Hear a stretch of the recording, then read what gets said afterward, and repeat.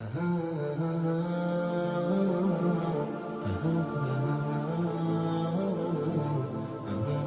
سیدنا ابو نعیم رحمۃ اللہ تعالیٰ علیہ اپنی کتاب دلالۃ النبوہ میں فرماتے ہیں کہ نبی کریم صلی اللہ تعالیٰ علیہ وسلم کا جب زمانہ بچپن تھا، آپ کی عمر مبارک 2 سال تھی، تو حلیمہ سعدیہ جو آپ کی رضائی والدہ ہیں، آپ کو لے کر حبشہ کے مقام پر ایک جگہ ٹھہراؤ کیا۔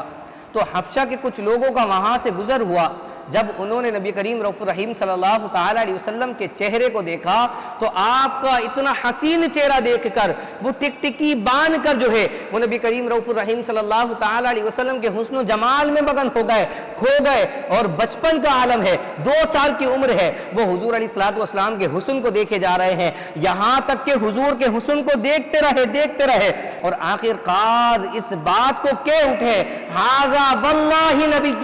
اللہ کی قسم یہ نبی ہے۔ اللہ اکبر۔ حضور کا حسن یہ تھا کہ کفار حضور کے حسن کو دیکھتے تو حضور کے حسن کو دیکھ کے پہچان لیا کرتے تھے، یہ اللہ کے نبی تشریف لا رہے ہیں۔ اللہ اکبر۔ شاعر کیا خوب فرماتے ہیں، اللہ کی سرتاب قدم شان ہے یہ، انسان ہی انسان وہ انسان ہے یہ، اور قرآن تو ایمان بتاتا ہے انہیں، اور ایمان یہ کہتا ہے میری جان ہے یہ۔